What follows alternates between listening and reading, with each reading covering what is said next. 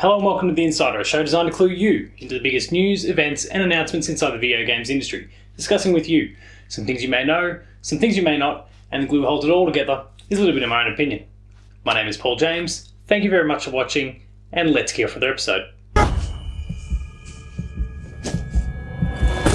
You gotta get the jump on him, Cruz! Get out of my gym bag! So please bear with me again for being in a slightly different location, a bit like what I was for the dropped-in episode that we had last week about Bungie and Activision.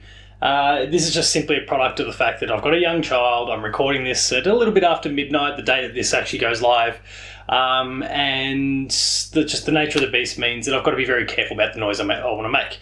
We are continuing in today's episode the series that I kicked off on Friday that I didn't expect to be broken up again by the Bungie Activision news. The first party previews.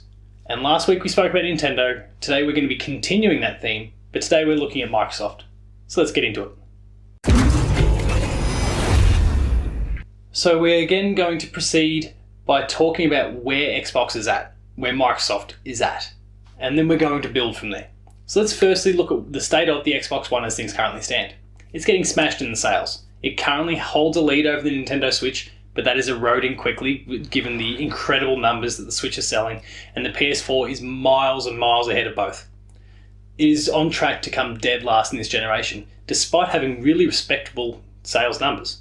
The console is great. There are some great games on that platform, exclusives and non-exclusives, and it's such a shame that the marketing at the beginning of the generation has done it such a disservice and given PlayStation such an edge that they were never really going to be able to catch up.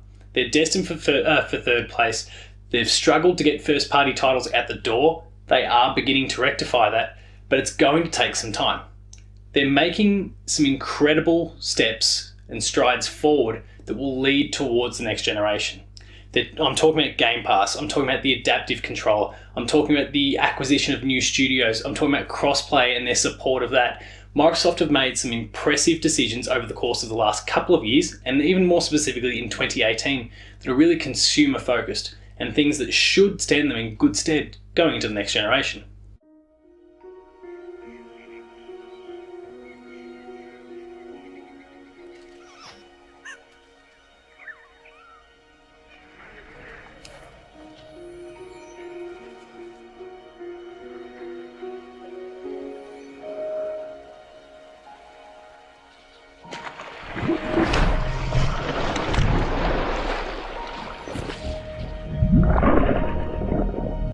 So where are they headed? Well, they are headed towards the next generation. We've probably still got 2019 to get it through first, and great, there's some great titles on the cards there in the form of Gears of War 5 or in the Will-o'-the-Wisps 2, personally my most anticipated game on the platform for the entire year.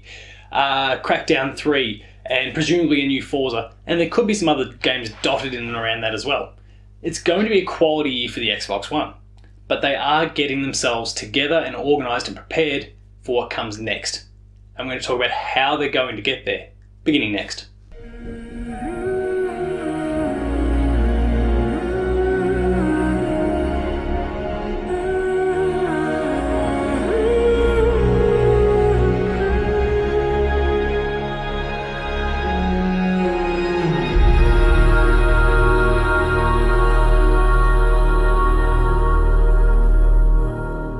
All that Microsoft needs to do, given the decisions they've already made, is firstly, pitch a really strong message when the next generation comes along. We don't want this always online, you can go get a second job sort of things that we've seen over the past. And I know the second job thing is a PlayStation comment, don't worry, I'm aware. But a lot of those very arrogant sort of comments that we've come to get experience from a lot of these first parties over the journey when they've been riding the wave of success. We need to see a very modest, a very humble Xbox, and they've got that sort of leader in Phil Spencer to come out there and say, this is why you want the Xbox Scarlet, whatever it ends up being. We want to know, we want to see exactly what is going to be on this console, why we want it, and what makes it different to its contemporaries and partners and competition there to ensure that there's reason to go out and buy this thing. These consoles are becoming more like computers. And the weird situation that Xbox has found themselves in is by saying that anything you get on an Xbox, so hypothetically Gears of War 5, you can actually get and play on PC, means that there's plenty of people who could justify saying, well, I don't need an Xbox One then, or the next Xbox then. So what is it that you're going to provide in that system that's going to get people in the door?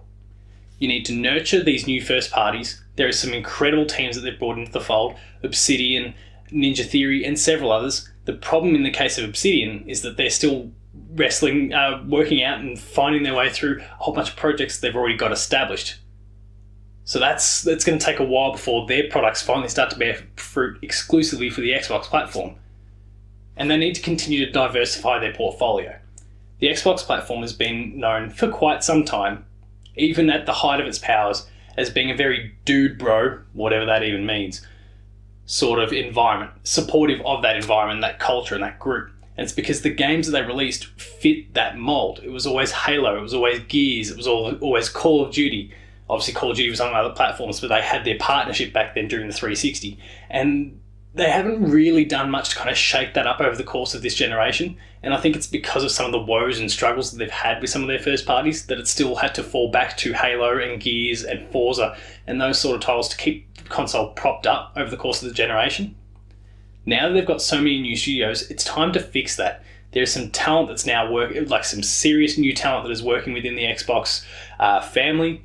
And I hope that they take advantage of their different skill sets to ensure that they're diversifying their platform rather than giving us more of the same. Who's ready to play?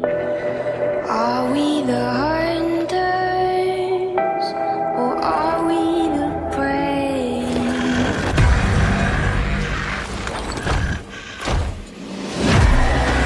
So now for my take.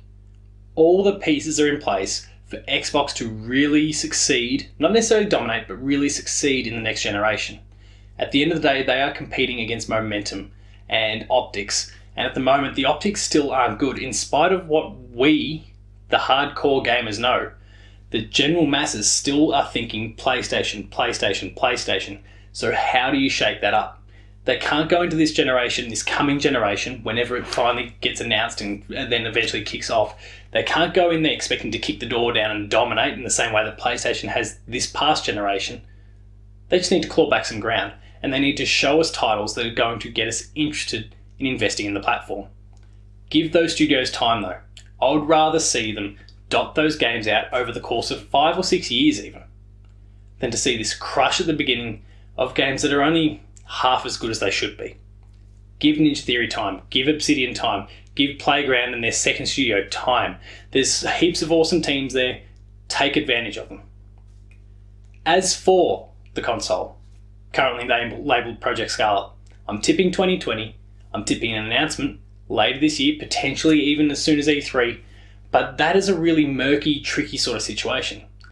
Their big tentpole game for this year is presumably Gears of War 5. I think it's fair to assume that we're not going to see Halo Infinite until the next generation. Maybe it straddles both consoles, but I think we're not going to see it until that next generation console comes out.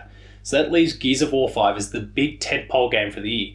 And of course, being your big tentpole game, you're probably going to look to release that in that core holiday period, September, October, November.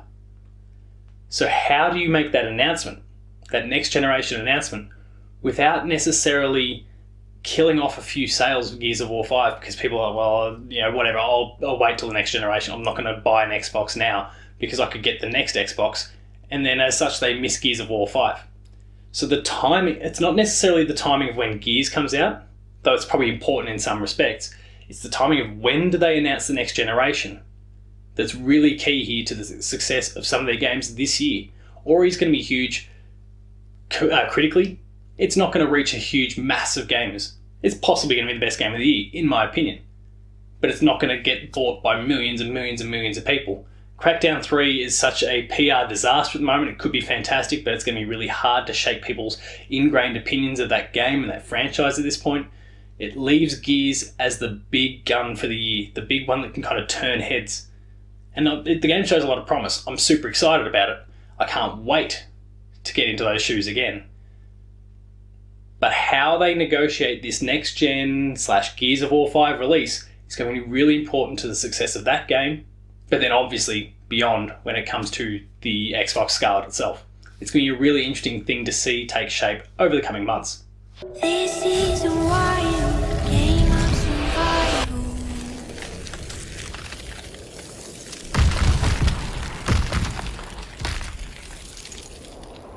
So that concludes this episode of The Insider. I hope you enjoyed it. If you did, please consider liking, sharing and subscribing. All those buttons are down below here. And hit that notification bell. That way you're alerted to new episodes of Patched, The Insider, Player 2 Plays, The Late Game Review, Gamer School, and a whole bunch more. There's some awesome content there, so please be sure to go and check it out. For written content, please visit the website player2.net.au, where you'll find reviews, previews, opinion pieces, news, features, the Player 2 Writer's Draft, and heaps more, including our links to our podcast series, Dev Diary and the Player 2 Podcast. They are kicking some awesome goals at the moment, and there's some big changes coming to the Player 2 Podcast, so stay tuned and check those out shortly. We're also on Patreon, patreon.com/player2au, and consider kicking in a few dollars. At the lower tiers, you get early access to episodes of this, Patched, and a whole bunch of others. At the higher tiers, you get monthly episode exclusives and the ability to join us in the Player 2 podcast. Thank you in advance for your service and patronage and help to make the Player 2 dream continue to grow. For rolling updates, you can find me at Paul James Games on Twitter. The website you'll find at Player2au. And until next time, that has been the first party preview for Xbox. Tune in next week when we talk about PlayStation. Thank you very much for watching, and I'll see you next time.